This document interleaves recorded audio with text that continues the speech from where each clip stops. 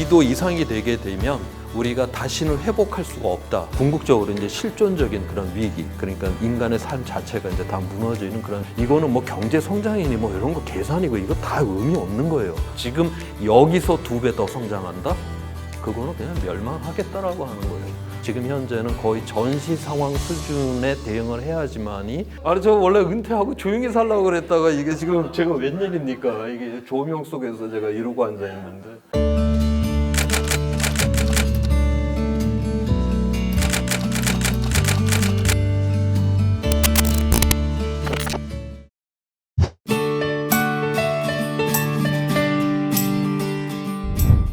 네, 안녕하세요. 저는 대기과학자 조천호입니다. 2년 전까지 국립기상과학원에서 30년 동안 일을 했었고요. 지금 현재 지난 산업혁명 이후 한 100여 년 동안에 지금 한 1도가 지금 이제 상승된 상태인데, 우리가 이거는 위험을 감지를 할 수 있는 수준이다. 지금 그렇게 이야기를 합니다. 여기서 이제 0.5도가 더 오르게 되게 되면 항시적이고 전 세계적으로다가 이제 기후 위기다라고 하는 것이 드러나게 될 것이다. 그렇게 보고 있고요. 또 거기에 0.5도가 더 더해져서 지구 평균 기온이 2도 이상이 된다. 이렇게 됐었을 때 그 지구가 회복력을 상실한다. 즉 티핑 포인트를 넘어간다라고 그렇게 이야기를 하는 겁니다. 그러니까 이 2도 이상이 되게 되면 우리가 다시는 회복할 수가 없다. 그러니까 과거에 우리가 지금까지 문명을 만들어 왔던 이러한 기후가 아니라 완전히 새로운 그런 기후 상태로 간다. 우리가 온실가스 그 배출량 수준을 계속 유지를 하면 앞으로 20년 후인 2040년경에 이제 1.5도를 넘게 될 거다라고 보고 있고요. 2도는 2060년경쯤이면 넘게 될 거다. 그렇게 보고 있습니다. 이제 기온이 이렇게 상승이 되게 되면 이제 뭐 아주 극단적인 이러한 날씨가 많이 일어날 뿐만이 아니라 우리가 뭐 이러한 물이 부족해지고 그러면 가뭄이 들고 그럼 기근이 일어나고 그 다음에 뭐 생물 다양성이 이제 붕괴가 일어나고 해양이 산성화되고 해수면이 올라오고 우리의 그런 생존과 관련된 모든 제반 사항이 다 이게 위험 속으로 들어간다라고 하는 걸 의미를 하는 것이거든요.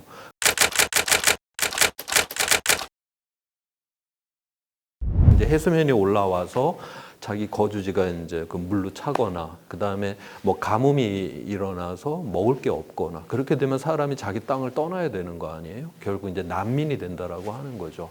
지금 현재 우리가 이제 0.5도가 더 상승을 하게 되면 지금으로부터 0.5도가 더 상승하게 되면 자기 거주지에서 살기 어렵게 되는 사람이 한 1억 명 정도가 될 거다라고 보고 있어요. 그 다음에 거기서 또 0.5도가 더 올라서 2도 이상이 되게 되면 한 7억 명 정도까지 이제 자기 거주지에서 살기가 어렵다. 즉 실질적으로 이제 이러한 난민이 최근에 이제 일어났던 사태가 바로 시리아 난민이에요. 그 2010년도에 러시아에서 그 생산 지역이 이제 가뭄이 들어섰는데 러시아가 밀을 수출을 하는 나라입니다. 근데 이제 가뭄이 되니까 그해 밀 수출을 하질 않았죠. 두세 달 사이에 밀가루 가격이 한 70% 정도가 쫙 올라갔어요. 그러자 2010년도에 아랍의 봄이라고 그러죠. 튀니지부터 시작을 해서 뭐 리비아, 이집트, 뭐 모든 아랍 국가가 이제 폭동이 일어납니다. 그거는 밀가루 가격이 폭등이 됐기 때문에 이제 사회적인 폭동이 일어나고 어떤 민주적 시스템이 이제 취약한 나라들은 정권이 바뀌기도 하고 그 과정에서 이제 시리아가 가장 심각한 그런 고통을 받게 되는데 이미 2005년부터 계속 가뭄이 좀 들어 있었어요. 거기에 이제 밀가루가 갑자기 70% 정도가 올라가게 되니까 결국 내전이 일어나고 IS라고 하는 극렬 분자가 나타나게 되는 거고 결국 뭐 먹을 것도 없는데 뭐 포탄은 터지고 뭐 총알로 왔다 갔다 해야 된다? 그러면 그 땅을 떠날 수밖에 없는 거죠. 아무리 자기 땅이라 해도 떠나야 되는데 좋은 땅을 향해서 가야 되겠죠. 그러니까 유럽을 향해서 이 사람들이 몰려가고 유럽 입장에서는 피부색도 틀려, 말도 틀려, 종교도 틀린 사람이 자기 국경을 넘어 들어와. 결국 국가의 안보 문제로 그렇게 보는 것이고요. 그런데 그 당시에 뭐 굉장히 그 시리아 난민이 비참했죠. 어린 소년이 뭐 그 이태리 해안에 익사가 된 채로 막 떠오르고 하는 이런 모습 속에서 유럽 연합이 각 나라가 그런 몇만 명씩 좀 맡아주자. 워낙 불쌍하니까 그렇게 합의를 했어요. 그런데 또 영국은 브렉시트를 하는 이유 중에 하나가 바로 저 난민을 받을 수가 없다. 그래서 국경을 봉쇄를 한다라고 하는 그 측면에서 이제 유럽 연합을 떠나겠다라고 하고요. 결국 러시아에 있었던 그 하나의 그 가뭄이라고 하는 게 엉뚱한 나라의 그러한 어떤 위기로 들어가게 되고 다시 그게 유럽의 문제가 되고 아직까지 해결이 지금 10년이 지났는데 아직 해결이 되지 않잖아요. 그러면 그 시리아 난민이 몇 명이길래 400만 명이에요. 그런데 앞으로 0.5도가 더 오르게 되면 1억, 거기서 또 0.5도가 더 오르게 되면 7억, 이러한 난민을 지금 과연 해결을 할 수가 있느냐, 이 세계가. 400만 명 갖고도 지금 해결을 못 하는데 이러한 측면에서 우리가 이제 단순하게 이 기후 위기다라고 하는 것이 전 세계적인 이러한 어떤 지정학적인 이러한 불안정으로 들어올 수 있다라고 그렇게 보는 겁니다. 위험으로다가 이제 우리나라 사람들이 가장 이제 절박하게 느꼈던 게 바로 이제 뭐 미세먼지가 있었고 이제 코로나19가 있었고 그렇지만 이거는 언젠가 이거 끝이 나는 위험들이에요. 미세먼지 같은 경우는 한번 배출이 돼서 아무리 오래 가봤자 5일 정도밖에 못 가요. 그러니까 우리가 그거를 뭐 많은 편익을 위해서 뭐 자동차를 몰고 공장을 돌려서 미세먼지가 많이 나왔다. 결국 5일밖에 안 가기 때문에 자기 세대의 문제로 그냥 끝나는 문제죠. 기후 위기다라고 하는 거는 일단 이제 우리 눈앞에 드러나기 시작을 하게 되면 이거는 계속적으로 증폭이 되는, 그래서 회복이 되지 않는 그런 위기입니다. 다시 쉽게 말을 해갖고 우리가 뭐 미세먼지가 됐던 코로나19가 됐던 마트에 갔더니 먹을 게 있어요. 지금 마트에 생필품이 없다? 지금 그 이번에 코로나19로다가 뭐 미국인이 이런 데서 뭐 며칠 동안 그 휴지가 뭐 며칠 동안 없는 것도 빅뉴스가 돼갖고 이렇게 이야기가 되잖아요. 전 그래서 좀 마트에 생필품이 없다. 바로 이게 기후 위기의 마지막 우리한테 드러나는 바로 그 위기이고 그 앞에서 그 위기 앞에서 이거는 뭐 경제 성장이니 뭐 이런 거 계산이고 이거 다 의미 없는 거예요. 도대체 그러면 이러한 상황 속에서 우리는 가치를 생각할 수밖에 없죠. 결국 어떠한 삶을 선택을 할래라고 하는 지금의 삶의 이러한 방식을 계속 고수를 할 것인지 아니면 바꿔서 세상을 바꾸고 나를 바꾸고 갖고 우리가 이런 지속 가능한 세상에 살 것인지를 지금 물어야 되는, 저는 아무튼 마트에 먹을 게 없다. 세상에 이거보다 저는 공포스러운 거는 저는 차라리 죽는 게 낫지 않을까 이 생각이 들 정도로 저는 이미 이제 경제 뭐 성장 이런 것까지 고려를 하면서 지금 이 기후 위기를 대응한다?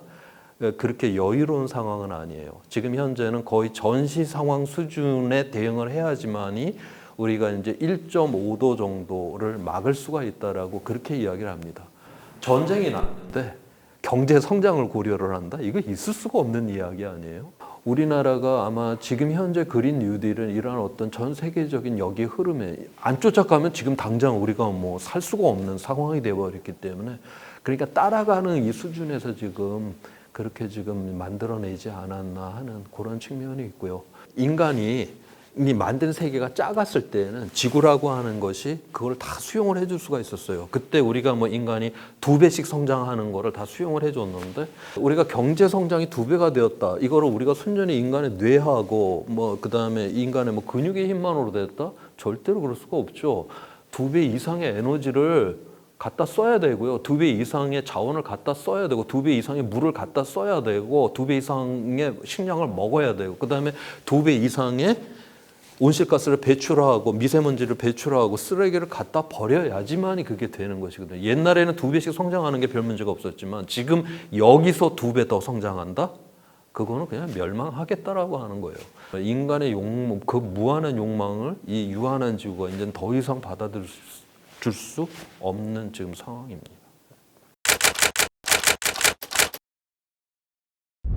예를 들어서 작년에 뉴욕시가 기후 변화법이 굉장히 강력한 게 통과가 됐습니다. 그 중에서 이제 가장 대표적인 게 이 대도시는 건물에서 에너지를 가장 많이 써요. 그래서 이제 건물과 관련된 그런 이제 그 기후 대응법이 이제 통과가 됐는데 2050년까지 지금 뭐 새로 짓는 그런 건물뿐만이 아니라 지금 기존의 건물들조차도 2050년까지 최고의 그 열 효율을 갖다가 그렇게 되도록 건물을 이제 개보수를 해야 되는 그런 상황의 법이 통과가 됐어요. 건물을 가지신 분들로서는 갑자기 비용이 확 들게 된 거 아니에요. 그러니까 거기에 대해서 이제 반대하는 로비를 할 수밖에 없었겠죠.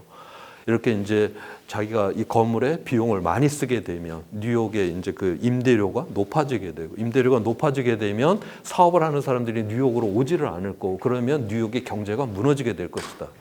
우리나라에서 그 환경과 관련돼서 이렇게 경제 성장에 문제가 일어난다라고 이렇게 이야기를 하면 그런 법은 대한민국에서 거의 통과가 되는 법을 제가 보지는 적이 한 번도 없습니다.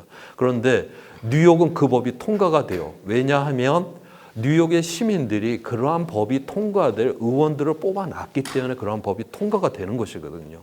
금년에 프랑스 파리 시장이 재선이 됐어요. 그 여성분이 재선이 됐는데 그 중에 하나가 재선되면서 한 게 시내 안에 있는 8만 개 주차장 중에서 6만 개를 없애버리겠다라고 했어요.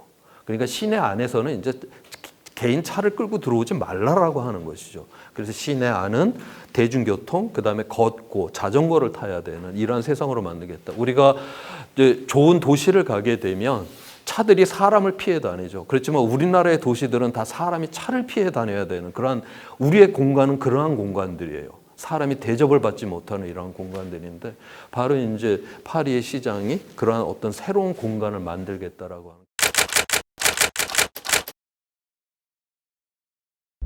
저는 이제 툰베리라고 하는 그 소녀를 보게 되면 항상 좀 화가 나 있죠. 그 분노를 하는 그런 모습이고.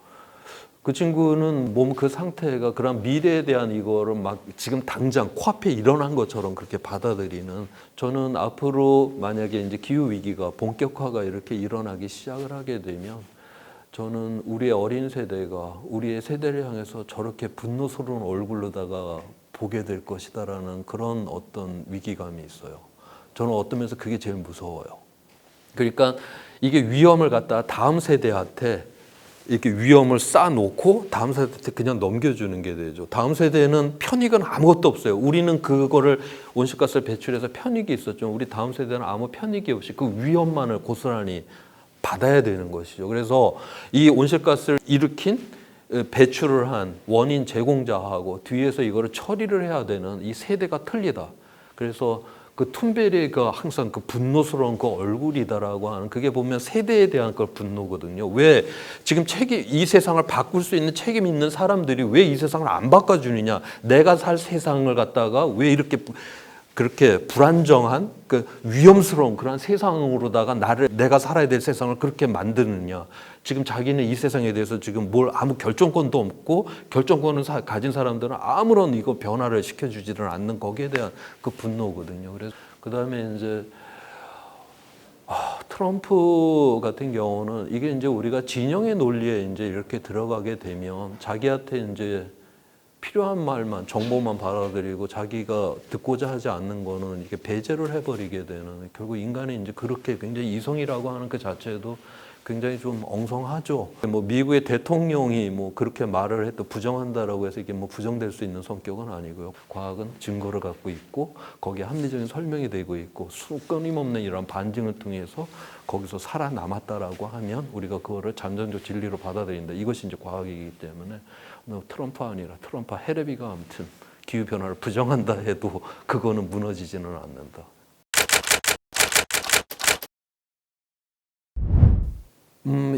지금 우리 세대가 기후변화를 인식한 첫 세대이고요. 또 막을 수 있는 마지막 세대예요.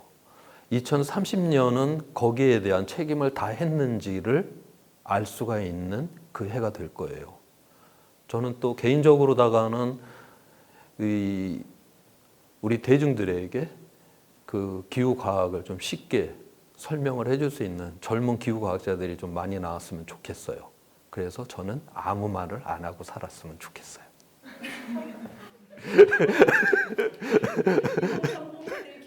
이러고 힘들어. 아니 저 원래 은퇴하고 조용히 살려고 그랬다가 이게 지금 제가 웬일입니까? 이게 조명 속에서 제가 이러고 앉아 있는데.